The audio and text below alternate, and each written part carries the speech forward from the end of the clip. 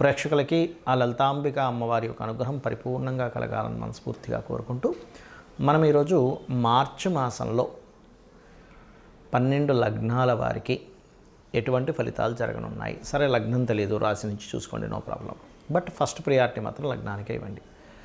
మరియు అదేవిధంగా ఏ విషయాల్లో జాగ్రత్తగా ఉండాలి, ఎటువంటి పరిహార మార్గాలు చేసుకోవాలి అనేటువంటి విషయాలు చెప్తుంది నేనైనప్పటికీ కూడా చెప్పేసిన సాక్షాత్ లలిత అమ్మవారిగా భావిస్తూ అసలు గ్రహస్థితి ఏ విధంగా ఉంది అని చెప్పి చూసుకున్నట్లయితే మనకి మేషం నుంచి చూసుకుంటే వృషభ రాశిలో గురువు ఉన్నాడు, వక్రగతి పోయి. అదేవిధంగా మిథునంలో వక్రత్యాగం అయిపోయినటువంటి కుజుడు, కన్యారాశిలో కేతువు, కుంభరాశిలో రవిశనుల యొక్క గ్రహస్థితి ఉంది. అదేవిధంగా మీనంలో 3 గ్రహాలు రాహువు, శుక్రుడు, బుధుడు కలిసి ఉన్నారు.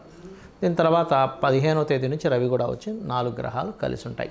15వ తేదీ నుంచి కంటిన్యూస్గా ఈ యొక్క గ్రహస్థితిని అనుసరించి ద్వాదశ లగ్నాలు, లగ్నం తెలియని రాశుల వారికి ఎలా ఉంటుందనేటువంటి విషయం ఇప్పుడు మనం తెలుసుకుందాం. సింహలగ్నము, సింహరాశి. సింహం వారికి మీ యొక్క లగ్నాధిపతి ప్రజెంట్ సప్తమంలో ఉన్నాడు, అంటే కుంభరాశిలో ఉన్నాడు. అలాగే అష్టమంలోకి 15వ తేదీ నుంచి మారడం జరుగుతుంది. లగ్నాధిపతి ఎప్పుడు కూడా సప్తమ స్థానంలో, అది కూడా కుంభరాశుల్లో ఉన్నప్పుడు పర్టికులర్గా మీకు మీ డిజైర్స్ ఏవైతే ఉంటాయో డిజైర్స్ని అనుకూలించేటువంటి సమయంగా చెప్తారు సప్తమంలో ఉన్నప్పుడు. అలాగే మీరు వివాహ సంబంధాలు వెతుక్కోవడానికి, అలాగే కెరియర్ పరంగా కూడా బికాజ్ ఆఫ్ సాటర్న్ సైన్ అది కాబట్టి 15వ తేదీ లోపల మీరు ఏదైతే accounts are finance related anything కళా సంబంధించినటువంటి ఇట్లాంటి రంగాల్లోకి వెళ్ళడానికి అనుకూలించేటువంటి సమయం మొదటి 15 రోజులు. మరి దాని తర్వాత ఏమిటండి అంటే అష్టమంలోకి వెళ్తాడు. అష్టమంలోకి వెళ్ళినప్పుడు లాట్ ఆఫ్ ప్లానెట్స్తో అక్కడ కలిసి ఉంటాడు కాబట్టి కొంచెం అక్కడ కొన్ని సడన్ ఇన్సిడెంట్స్, సడన్ నిర్ణయాలు తీసుకునే విషయాల పట్ల కాస్త జాగ్రత్తగా ఉండండి.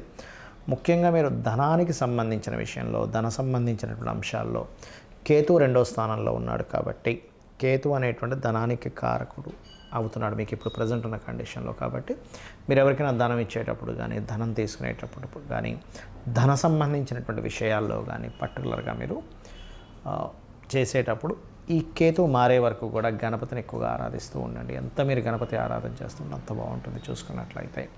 అదేవిధంగా కాస్త షార్ట్ జర్నీస్ అధికంగా ఉంటాయి.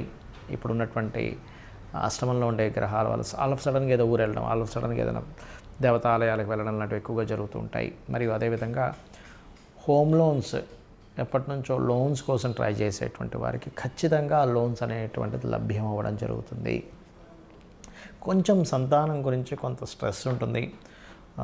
అదేవిధంగా గతంలో సిబ్లింగ్స్తో ఏవైతే చిన్న మిస్అండర్స్టాండింగ్స్ వచ్చాయో అవి క్లియర్ అవ్వడము, అదేవిధంగా పరిచయాలు, ఎక్కువ మంది పరిచయాలు ఏర్పడడం అనేటువంటిది కూడా చూపిస్తుంది. మరియు పూర్వీకుల ఆస్తుల స్థానంలో అధిక గ్రహాలు వచ్చి కూర్చున్నాయి కాబట్టి కొన్ని రాజకీయాలు, పూర్వీకుల ఆస్తులకు సంబంధించిన విషయంలో మరలి దాని ఒక నలుగురు పంచుకునేటువంటి విషయాలు కొంతవరకు ముందుకు కదలడం విషయాలు బికాజ్ ఆఫ్ 4 గ్రహాలు వచ్చి అష్టమ స్థానంలో కూర్చుంటున్నాయి కాబట్టి. అదేవిధంగా ఏదైనా ప్రాపర్టీ తీసుకోవడం, గురువు 4వ స్థానాన్ని చూస్తున్నాడు కాబట్టి ఖచ్చితంగా ఏదైనా ప్రాపర్టీ తీసుకోవడం, అది కూడా లోన్లో తీసుకోవడం అనేటువంటిది చాలా స్పష్టంగా గోచరిస్తుంది.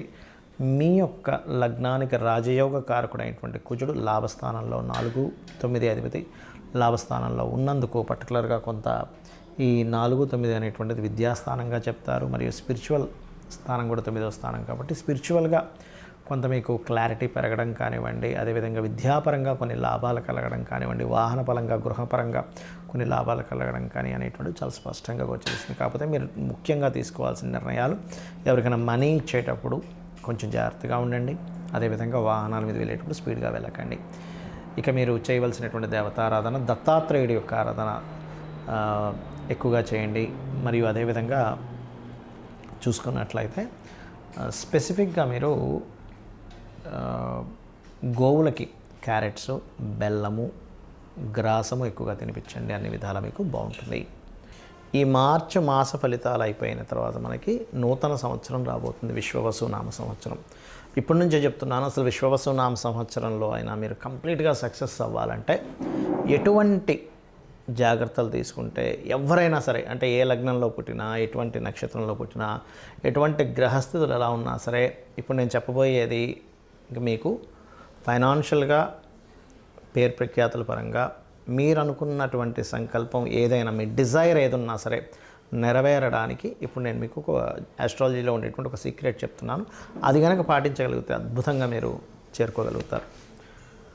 ఒకటే గుర్తుపెట్టుకోండి, మనము ఎందుకు ఇంత ఇబ్బందులు పడుతున్నాము, ఆస్ట్రాలజీ మనకేం చెప్తుందంటే వెరీ క్లియర్లీ మనం ఇప్పుడున్నటువంటి ప్రజెంట్ కండిషన్లో ఉండే నిర్ణయం ఒకటి, రాంగ్ డెసిషన్స్. ఓకే, అంటే రాంగ్ టైంలో మనం ఏదో ఎక్స్పెక్ట్ చేస్తూ ఉంటాం. సిచ్యువేషన్స్ ఒక దగ్గర ఒక రకంగా ఉన్నప్పుడు ఇంకోటి మనం ఆలోచిస్తూ ఉంటాం. అదొకటి మెయిన్. అది దానికి ఏంటి కారణం అంటే పంచమ స్థానము అంటారు, 5th లార్డ్. అదేవిధంగా రెండవది ఏంటంటే పూర్వజన్మల్లో మనం చేసిన కర్మ మనల్ని వెంటాడుతూ ఉంటుంది. ఇక్కడ చాలామందికి సందేహం ఏంటంటే మరి పూర్వజన్మ కర్మలో అలా ఉన్నప్పుడు అది ఇంకా మారదా, మరి అలా ఉన్నప్పుడు అలాగే నడిచిపోవాలి కదా అనుకుంటూ ఉంటారు. కానీ ఇక్కడ భగవంతుడు మనకి 2 ఇచ్చాడు విషయాలు. ఏమిటంటే ఒకటి, మనం పూర్వజన్మలో చేసినటువంటి కర్మ వల్ల మన జాతకం నడవడము, రెండవది మన ప్రయత్నం వల్ల కూడా కొంత ఆ స్కోప్ అనేటువంటిది, ఆ ఛాన్స్ అనేటువంటిది మనకి ఇచ్చాడు. దాన్ని ఫ్రీ వీల్ అంటారు. అంటే మనం ప్రయత్నం చేయడం వల్ల వచ్చే సక్సెస్. ప్రయత్న స్థానం అనేటువంటిది 3వ స్థానము, సక్సెస్ అనేటువంటిది 11th హౌస్. ఎవరైనా సరే నిత్యము గనక ఉదయము సాయంత్రము లలిత విష్ణు సహస్రనామాలు ఎవరైతే చేస్తారో వాళ్ళ ప్రయత్నం 100% సక్సెస్ అవుతుంది. అలా కాదండి నేను అంత నాకు సహస్రనామాలు నోటికి తిరగవు, ఇంకేదైనా సింపుల్గా చేసుకునేది ఉందా అంటే సింపుల్గా ఏం లేదు. ఓం నమో నారాయణాయ, ఓం శ్రీమాత్రే నమః, ఈ 2 చాంటింగ్ చేస్తూ ఉండండి. నాకు పూజ గదిలో అంతసేపు నేను స్పెండ్ చేయలేను, నా స్థితి వేరే ఉంది, విదేశాల్లో ఉంటాను, చాలా టైం దొరకడం కష్టం అనుకుంటే మనసులో మననం చేయండి కనీసం. ఓం నమో నారాయణాయ, ఓం శ్రీమాత్రే నమః. ఇంకా వీలుంది నాకు అంటే ఓం నమః శివాయ కూడా చేసుకుంటే అద్భుతమైన ఫలితాలు వస్తాయి దీనివల్ల. ఒకటి. ఇక రెండవది ఏంటంటే ఇక నేను చెప్పేది ఒకటే, కొత్త సంవత్సరంలోకి నెక్స్ట్ ఈ మార్చ్ ఫలితాల తర్వాత నెక్స్ట్ మార్చ్ ఎండింగ్ నుంచి మనకి ఎట్లాగో విశ్వవసునామ సంవత్సరం వస్తుంది. అడుగుపెట్టేటప్పుడు కొన్ని విషయాలు మైండ్లో బాగా పెట్టుకోండి. ఏలినాడు శని ఉంది, అర్ధాష్టమి శని ఉంది, అష్టమి శని ఉంది, అమ్మో నా లైఫ్ ఏదో అయిపోతుందేమో అనేటువంటి భయాల నుంచి ఫస్ట్ బయటికి రండి. శని అంటే ఏమిటంటే కర్మకారకుడు. మనం ఎటువంటి కర్మలు చేసామో ఆ కర్మలను ఇచ్చేవాడు ఎంతసేపు బ్యాడే ఇవ్వాలని రూల్ లేదు, గుర్తుపెట్టుకోండి. మనకి ఒక అద్భుతంగా ధనం సంపాదిస్తున్న శనే కారకుడు దానికి. Because of natural 10th and 11th lord ఆయన. 10th అంటే కర్మ, 11th అంటే లాభాలు. అంటే ఇచ్చేది కూడా ఆయనే, గుర్తుపెట్టుకోవాలి ఫస్ట్. ఇక్కడ ఎంతసేపు ఏంటంటే శని అనేటువంటి పాయింట్ని మనం ఎంతసేపు నెగిటివ్ కోణంలోనే చూస్తూ ఉంటాం. ఎలా అంటే ఒక తండ్రి ఉన్నాడు, తండ్రిని పూర్తిగా అర్థమైన వ్యక్తి తండ్రి కోపాన్ని అర్థం చేసుకుంటాడు, తండ్రి బాధ్యతని అర్థం చేసుకుంటాడు. కానీ తండ్రి అర్థం కానివాడు తండ్రి కోపాన్ని మాత్రమే చూస్తాడు. తండ్రి ఎప్పుడు ఇలాగే హింసిస్తుంటాడు, తల్లి ఎప్పుడు ఏదో ఒకటి నువ్వు చదువురా అంటూ ఉంటుంది, ప్రతిదానికి అడ్డం పడుతుంది, ఇది మాత్రమే చూస్తాం. కానీ తల్లి అంత బాధ్యతగా ఉదయాన్ని నిద్రలేచి మనకి ఫుడ్ అనేటువంటిది చూసుకుంటుంది, లేనట్లయితే మన అవసరాలు చూసుకుంటుంది, మనం ఎప్పుడేంటనేది అన్ని జాగ్రత్తగా రక్షించుకుంటుంది. తండ్రి కూడా మన కోసం పనిచేస్తున్నాడు అనేది మనం మర్చిపోతాం. ఎంతసేపు ఆయన కోపడుతున్నాడు, నేను ఖాళీగా కనిపిస్తే ఏదో ఒకటి అంటున్నాడు అనేది చూస్తాం. అలాగే శని విషయంలో కూడా ఇదే రాంగ్ జరుగుతుంది అందరికీ కూడా. ఏంటంటే శని అనగా నమ్మో వెళ్ళినాడు శని, ఏం చేయాలి గజగజ ఉనికిపోవడం, ఇది కాదు. శని అనేటువంటిది కర్మకారక ప్లానెట్. నువ్వే కర్మ చేసావు. ప్రతి జీవుడికి పూర్వజన్మలో చేసినటువంటి కర్మ వల్లే ఈ జీవితం వస్తుంది.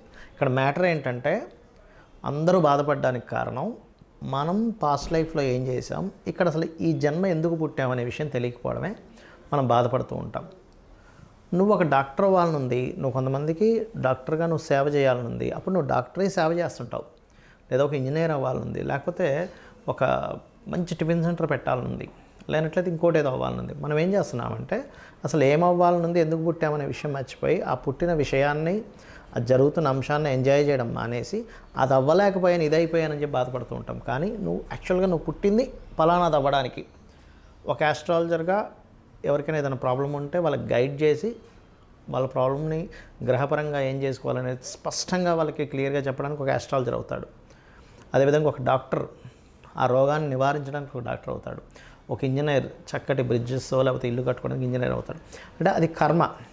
అయితే ఈ జన్మని మనం ఎంతసేపు ఈ యొక్క జన్మచక్రంలో తిరగడమే కాకుండా పర్టికులర్గా ప్రతి వ్యక్తి కూడా 3 విషయాలు ఖచ్చితంగా పాటించినట్లయితే ఈ జన్మచక్రం నుంచి కూడా బయటపడతారు. ఏమిటది అంటే నిత్యం లలిత సూర్య ఉపాసన చేయడము, పెద్దల్ని సేవించడము, ఇంట్లో పితృదేవతలను సేవించడము, ఏదైనా ఆలయాలకు వెళ్ళి సేవ చేయడం. ఇవి చేస్తూ గోసేవ కనుక చేయగలిగితే ముఖ్యంగా మీకు ఎటువంటి శని దోషాలు ఉన్నా, లేనట్లయితే ఎటువంటి కాలసర్ప దోషాలు ఉన్నా, లేకపోతే మీ గ్రహస్థితిలో ఎంత దారుణమైన స్థితి ఉన్నా, అంటే కొంతమంది అంటుంటారు, ఏమండి నాకు అసలు రూపాయి పుట్టట్లేదు, చాలా ప్రాబ్లమాటిక్గా ఉన్నాను అని అనుకునే వారికి నేను చెప్పేది ఒకటే, ఏమిటంటే నిత్యము పూజ చేయండి.